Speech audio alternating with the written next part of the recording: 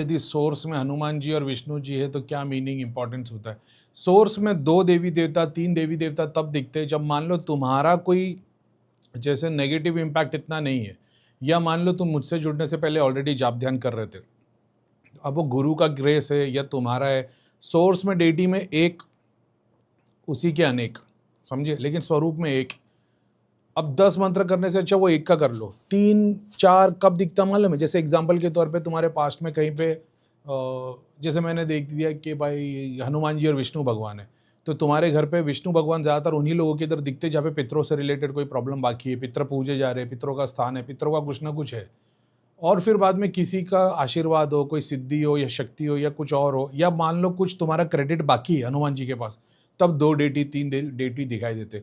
और फिर जैसे जैसे वो 2 का जाप करना चालू करते हो, 3 का जाप करना चालू करते हो, आहिस्ते आहिस्ते वो कम होने लग जाते। फिर 3 में से 2 रह जाते, 2 में से फिर 1 ही रह जाता है। बस इतनी सी बात है।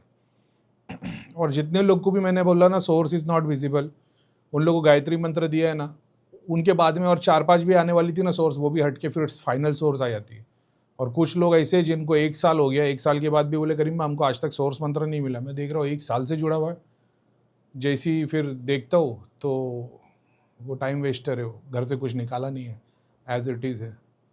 तभी भी मेरे को दिखती है सोर्स, लेकिन फिर है ना 10 सोर्स दिखती है। अब 10 सोर्स का मतलब क्या हो गया? एक तुम्हारी हेल्थ की सोर्स, एक तुम्हारे पितरों की सोर्स, एक तुम्हारे बंधन की सोर्स, घर के प्रोटेक्शन की सोर्स, तुम्हारी हेल्थ की सोर्स, तुमने जहाँ जहाँ से मदद ली थी वहाँ की सोर्स। अब वो 35-40 सोर्स में से बताओ मैं कौन सा, सारे देवी देवता दिख रहे। जैसे धाम में होता था भाई गणेशा भी है, शिव जी भी है, अरे हरी साड़ी में कोई माता भी है, अरे बोले भैया हमारे गाँव में पूछती, ये सब दिख रहे, प्रॉब्लम सॉल्व नहीं हो रही। समझ रहे हो? इसलिए बताता ही नहीं, मैं बोलता हूँ गायत्री मंत्र ही करो भाई, ऐसा है।